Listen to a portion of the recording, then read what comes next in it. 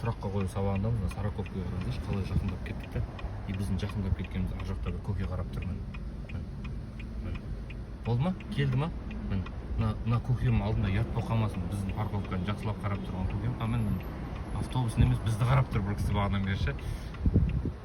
Атын Мехмет Бей деп ат қойып қоямыз біз кісіге. Гүлчахра деген оқушымыз парковать етіп жатыр. Так, өттік па? Енді алды қайда қисық, сонда бұрамыз машинені. Жоқ, сіз камера қарап айтып отырсыз, алдына қарасаңыз, алды негізі оңға қисық. Қараңызшы алдына. Қарасаңшы, солға емес, оңға бұрамыз. Мехмет Бей көкем не істеп жатыр екен қарап қояйық. Мехмет Бей көкем ренжіп қалған сияқты. Қарады, қайттан қарап тұр бізге Мехмет Бей көкем. Жүре береміз. Уайымдамаймыз.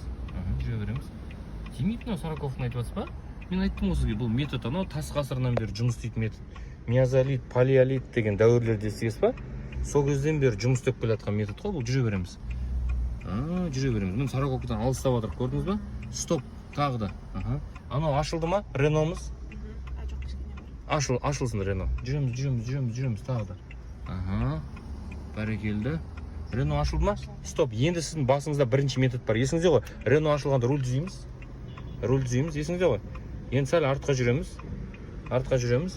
И оң жақтан кім? Стоп, міне. Сороковка пайда болады. Сороковка пайда болғаннан кейін не істейміз? Алды қайда қисық, сонда бұрамыз. Сіз тағы екі көзіңіз камерада. Камераға емес, алдына қараңыз. Оңға. Стоп, оңға.